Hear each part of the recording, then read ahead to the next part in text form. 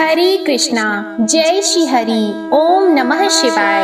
मैं हूँ वामिका और आप सभी का हमारे चैनल आध्यात्मिक सागर में हार्दिक स्वागत है। आप सभी का दिन शुभ हो और आप सभी स्वस्थ और प्रसन्न रहें। आज आप सुनेंगे मार्गशीर्ष मास महात्म्य का अध्याय 18। इससे पहले के अध्याय में आपने जाना था नंदराय जी कान्हा को लेकर गौओं को चराने के लिए वन में गए थे और वहाँ किस प्रकार राधा जी प्रकट हुई थी और उन्होंने नन्हे से शिशु रूप कान्हा को अपने गोद में उठा लिया था और रास मंडल का स्मरण किया था।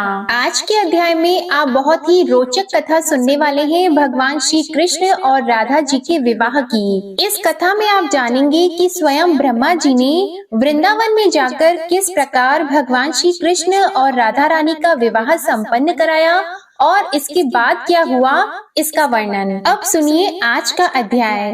भगवान श्री कृष्ण ने जब राधा रानी को बताया कि राधा नाम का जप करने वाले भक्त उन्हें प्राणों से भी अधिक प्रिय हैं, तब श्री राधिका जी ने कहा, प्रभु मुझे गोलोक की सारी बातें याद हैं, मैं सब जानती हूँ, मैं उन बातों को भूल कैसे सकती हूँ। आप तो मुझे सर्वरूपिणी बता रहे हो, वह सब आपके चरण कमलों की कृपा से ही संभव है। ईश्वर को कुछ लोग अप्रिय होते हैं और कहीं कुछ लोग प्रिय भी होते हैं। जैसे जो मेरा स्मरण नहीं करते हैं, उसी तरह उन पर आपकी कृपा भी नहीं होती है। मैं खड़ी हूँ और आप सोए हो। इस समय बातचीत में जो समय निकल गया वह एक एक क्षण मेरे लिए एक एक युग के समान है। मैं उसकी गणना करने में असमर्थ हूँ। आप मेरे वक्ष स्थल और मस्तक पर अपना चरण कमल रख दो। आपके विरह की आग से मेरा हृदय शीघ्र ही दग्ध होना चाहता है। सामने आपके चरण कमल पर जब मेरी दृष्टि पड़ी तो वह वहीं रम गई। फिर मैं क्लेश उठाकर भी उसे दूसरे अंगों को देखने के लिए वहाँ से अन्यत्र न ले जा सकी। फिर भी धीरे धीरे प्रत्येक अंग का दर्शन करके ही मैंने आपके शांत मुखारविंद पर दृष्टि डाली है। इस मुखारविंद को देखकर अब मेरी दृष्टि अन्यत्र जाने में असमर्थ है, अर्थात कुछ भी देखने में समर्थ नहीं है। राधिका जी का यह वचन सुनकर पुरुषोत्तम श्री कृष्ण हंसने लगे। फिर वे श्रुतियों और स्मृतियों के मत अनुसार तथ्य एवं हितकर वचन बोले। श्री कृष्ण ने कहा, भद्रे मैंने पूर्व काल में वहाँ गोलोक में जो निश्चय किया था उसका खंडन नहीं होना चाहिए। प्रिय तुम क्षण भर ठहरो, मैं तुम्हारा मंगल करूँगा।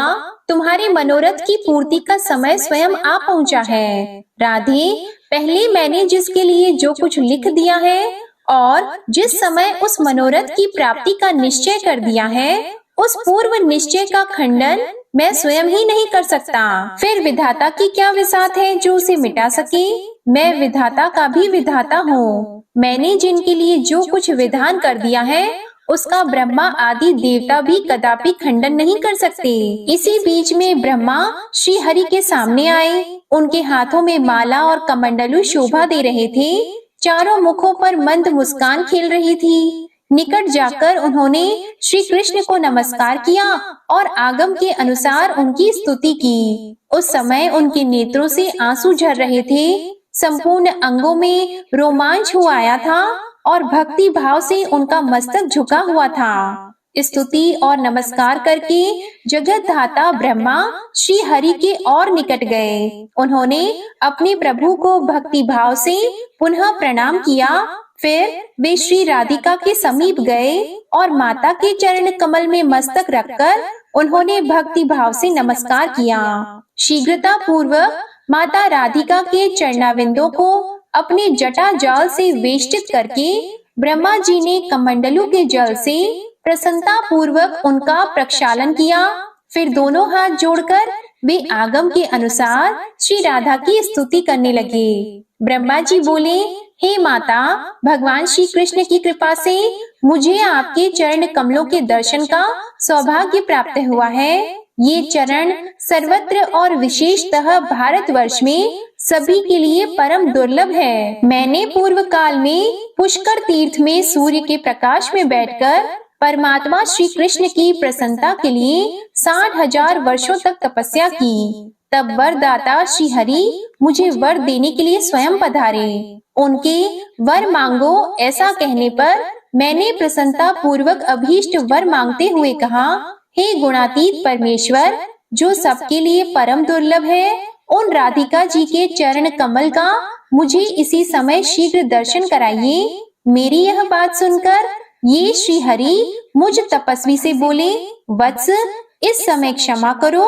उपयुक्त समय आने पर मैं तुम्हें श्री राधा के चरणाबिंदों के दर्शन कराऊंगा। ईश्वर की आज्ञा निष्फल नहीं होती, इसलिए मुझे आपके चरण कमलों के दर्शन प्राप्त हुए हैं। माता, आपके ये चरण गोलोक में तथा इस समय भारत में भी सबकी मनोवांछा के विषय हैं। सब देवियां प्रकृति की अंशभूता हैं, अतः वे निश्चय ही जन्य और प्राकृतिक हैं। आप श्री कृष्ण के आधे अंग से प्रकट हुई हो, अतः सभी दृष्टियों से श्री कृष्ण के समान हो। परमात्मा श्री कृष्ण की आप देह रूपा हो, अतः आप ही इनकी आधारभूता हो। माँ, इनके प्राणों से आप प्राणवती हो और आपके प्राणों से ये परमेश्वर श्री हरि प्राणवान हैं। अहो, क्या किसी शिल्पी ने किसी हेतु से इनका निर्माण किया है?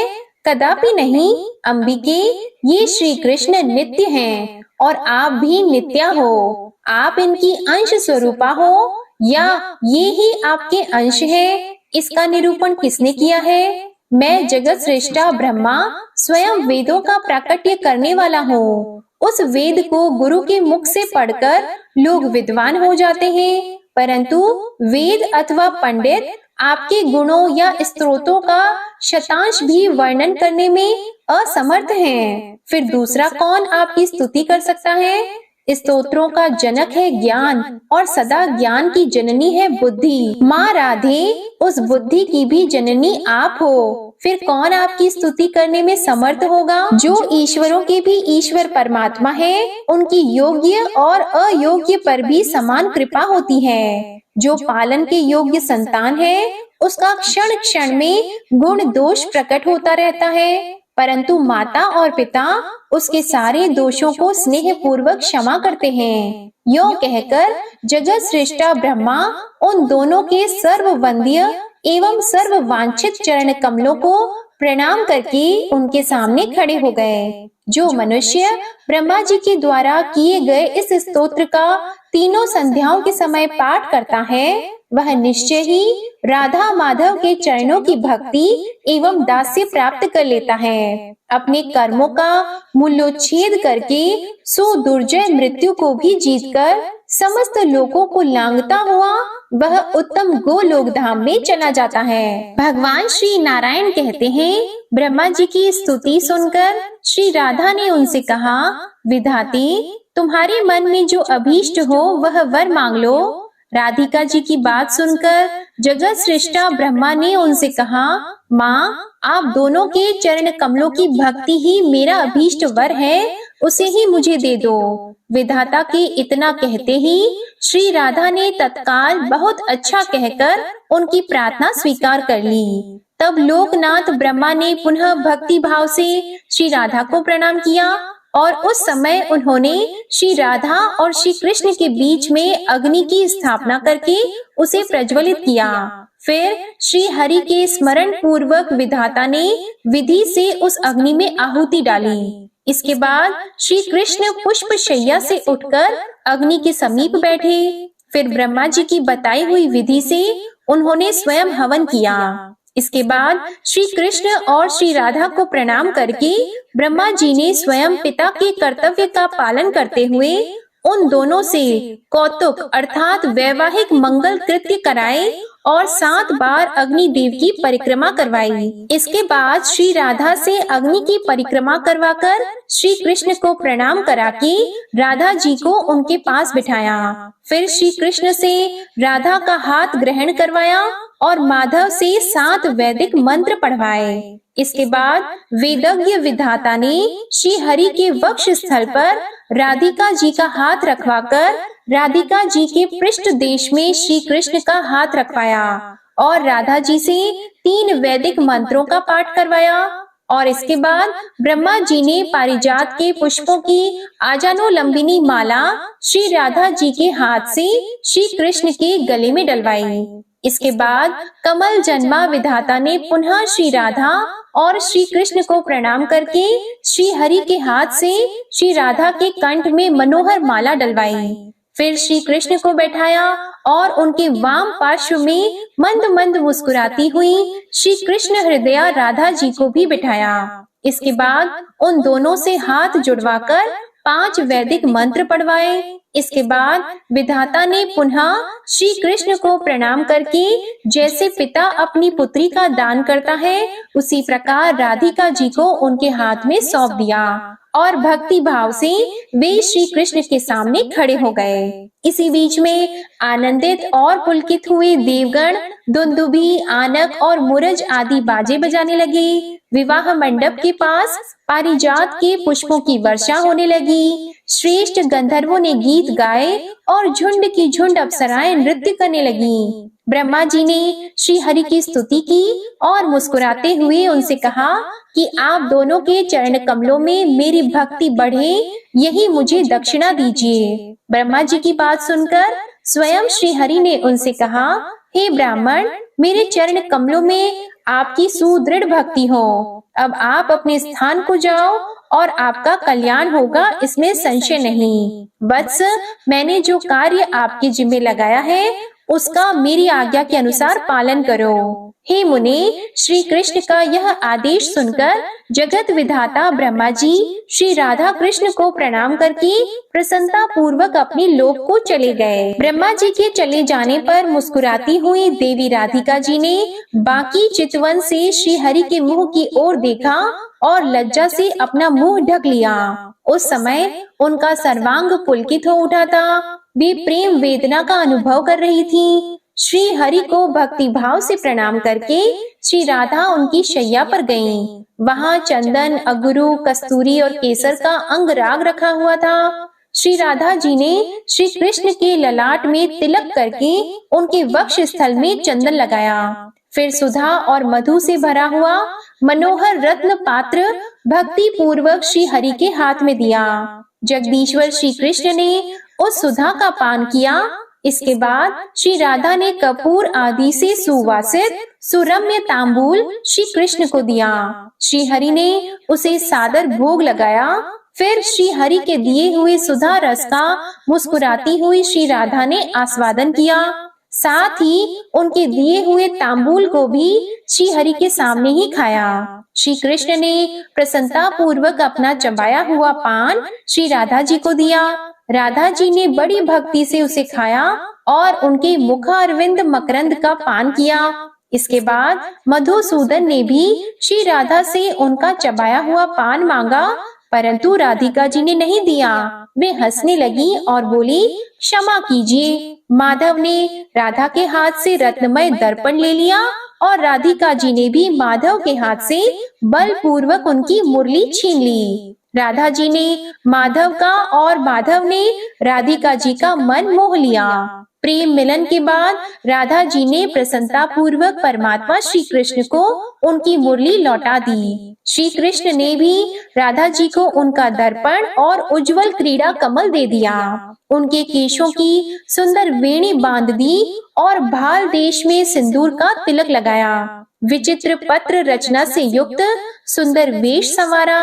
उन्होंने जैसी वेश रचना की उसे विश्वकर्मा भी नहीं जानते हैं। फिर सखियों की तो बात ही क्या है। जब राधा जी श्री कृष्ण की वेश रचना करने को उद्यत हुई, तब वे किशोर अवस्था का रूप त्याग कर पुनः शिशु रूप हो गए। राधा जी ने देखा बाल रूप श्री कृष्ण क्षुधा से पीड़ित हो रहे हैं। नंद जी ने जैसे भयभीत अच्युत को दिया था, उसी रूप में वे इस समय दिखाई दिए। अर्थात वन में जिस रूप में नंदराय जी ने शिशु रूप कान्हा को राधिका जी की गोद में दिया था, उसी रूप में उन्हें वो दिखाई दिए। राधा जी व्यथित हृदय से लंबी सांस खींचकर इधर उधर उस नव तरुण श्री कृष्ण को देखने और ढूंढने लगी। वे शोक से पीड़ित और विरह से व्याकुल हो उठी। उन्होंने कातर भाव से श्री कृष्ण के उद्देश्य से यह दीनतापूर्ण बात कही, माहेश्वर, आप अपनी इस दासी के प्रति ऐसी माया क्यों करते हैं? इतना कहकर राधा जी पृथ्वी पर गिर पड़ी और रोने लगी। उधर बाल कृष्ण भी वहीं रो रहे थे। इसी समय आकाशवाणी हुई, राधे तुम क्यों रोती हो? श्री कृष्ण के चरण कमल का चिंतन करो। जब तक रास मंडल की आयोजना नहीं होती तब तक प्रतिदिन रात में तुम यहाँ आओगी और अपने घर में अपनी छाया छोड़कर स्वयं यहाँ उपस्थित होकर तुम श्री हरि के साथ नित्य मनोवांछित क्रीड़ा करोगी। अतः रो मत, शोक छोड़ो और अपने इन बाल रूपधारी प्राणेश्वर मायापति को गोद में लेकर घर को जाओ। जब आकाशवाणी ने सुंदरी राधा को इस प्रकार आश्वासन दिया, तब उसकी बात सुनकर राधा जी ने बालक को गोद में उठा लिया और पूर्वोक्त पुष्प उद्यान, वन और उत्तम रत्न मंडप की ओर पुनः दृष्टिपात किया। इसके बाद राधा जी वृंदावन से तुरंत नंद मंदिर की ओर चल दी। हे नारद, वे देवी मन के समान तीव्र गति से चलने वाली थीं, अतः आधे निमेष में ही वहां जा पहुंची। उनकी वाणी स्निग्ध एवं मधुर थी, आंखें लाल हो गई थीं। वे यशोदा जी की गोद में उस बालक को देने के लिए उद्यत होकर इस प्रकार बोली, मैया, ब्रज में आपके स्वामी ने मुझे यह बालक घर पहुंचाने के लिए दिया था। भूख से आतर होकर रोते हुए इस स्थूल काय शिशु को लेकर मैं रास्ते भर यातना भोग रही हूँ। मेरा भीगा हुआ वस्त्र इस बच्चे के शरीर में सट गया है। आकाश बादलों से घिरा हुआ है, अत्यंत दुर्दिन हो रहा है। मार्ग में फिसलन हो रही है, कीच बढ़ गई है। यशोदा जी, अब मैं इस बालक का बोझ ढोने में असमर्थ हो गई हूँ। भद्रे, इसे गोद में ले लो और स्तन देकर शांत करो। मैंने बड़ी देर से घर छोड़ रखा है, अतः अब मैं जाती हूँ। सती यशोदे, तुम सुखी रहो। ऐसा कहकर बालक को देकर राधा जी अपने घर को चली गईं। यशोदा जी ने बालक को घर में ले जाकर खूब लाड़ दुलार किया और स्तन पान कराया। राधा जी अपने घर में रहकर बाह्य रूप से गृह कर्म में तत्पर दिखाई देती थी, परंतु प्रतिदिन रात में वहां वृंदावन में जाकर श्री हरि के साथ क्रीड़ा करती थी। वत्स नारद, इस प्रकार मैंने तुमसे शुभद, सुखद तथा मोक्षदायक पुण्यमय श्री कृष्ण चरित्र कहा। अब अन्य लीलाओं का वर्णन करता हूँ, तुम ध्यान पूर्वक सुनो। इसके बाद जो कुछ भी श्री नारायण ने नारद जी से कहा, इसका वर्णन आप अगले अध्याय में सुनेंगे। अब आप सुनिए श्री कृष्ण चालीसा पाठ। बंशी शोभित कर मधुर, नील जलद तन श्याम, अरुण अधर जनुबिंब फल, नयन कमल अभिराम। पूर्ण इंद्र अरविंद मुख, पीतांबर शुभ साज, जय मनमोहन मदन छवि, कृष्ण चंद्र महाराज। जय यदुनंदन जय जगवंदन, जय वसुदेव देवकी नंदन, जय यशोदा सुत नंद दुलारे, जय प्रभु भक्तन की द्रुग तारे। जय नट नागर नाग नथैया, कृष्ण कन्हैया धेनु चरैया। पुनि नख पर प्रभु गिरिवर धारो, आओ दीनन कष्ट निवारो। वंशी मधुर अधर धरि टेरो, होवे पूर्ण विनय यह मेरो। आओ हरि पुनि माखन चाखो, आज लाज भारत की राखो। गोल कपोल चिबुक अरुणारी, मृदु मुस्कान मोहिनी डारी। राजित राजीव नयन विशाला, मोर मुकुट वैजंती माला। कुंडल श्रवण पीत पट आछे, कटी किंकिणी काचनि काछे। नील जलज सुंदर तनु सोहे, छबिल किशोर नर मुनि मन मोहे। मस्तक तिलक अलक घुंघराले, आओ कृष्ण बांसुरी वाले। करि पय पान पुत नहीं तारियो, अका बका का गासुर मारियो। मधुवन जलत अगिन तब ज्वाला, भय शीतल लखतहि नंद लाला। सुरपति जब ब्रज चढ़यो रसाई, मूसरधार वारी वर्षाई। लगत लगत व्रज चहन बहायो, गोवर्धन नखधारी बचायो। लखी यशोदा मन भ्रम अधिकाई, मुख मंद 14 भुवन दिखाई। दुष्ट कंस अति उधम मचायो, कोटि कमल जब फूल मंगायो। नाथी कली यहीं तब तुम लीन है, चरण चिन्ह दे निर्भय कीन है। करि गोपिन संग रास विलासा, सबकी पूर्ण करि अभिलाषा। केतिक महा असुर संहार्यो, कंस ही केस पकड़ी दे मार्यो। मात पिता की बंदी छुड़ाई, उग्रसेन कह राज दिलाई। महिषी मृतक छहो सुत लायो, मातु देव की शोक मिटायो। भौमासुर मुर दैत्य सहारी, लाए 10 सहस कुमारी। देवी मही तृण चीर सहारा, जरा सिंधु राक्षस कहि मारा। असुर बकासुर आदिक मार्यो, भक्तन के तब कष्ट निवार्यो। दीन सुदामा की दुख टार्यो, तंदुल 3 मूठ मुख डार्यो। श्री कृष्ण चालीसा समाप्त होती है। प्रेम से बोलिए भगवान श्री कृष्ण की जय। आज की कथा पसंद आए तो वीडियो को लाइक जरूर कीजिएगा, शेयर भी कीजिएगा और कमेंट में भगवान श्री कृष्ण की जय लिखिएगा। और जिन्होंने भी हमारे चैनल को अभी तक सब्सक्राइब नहीं किया है, वे चैनल को सब्सक्राइब कर लें और बेल आइकन भी प्रेस करें। इसी के साथ आज आप हमारे चैनल पर मंगलवार व्रत की कथा भी जरूर सुनिएगा। जय श्री राधे कृष्णा।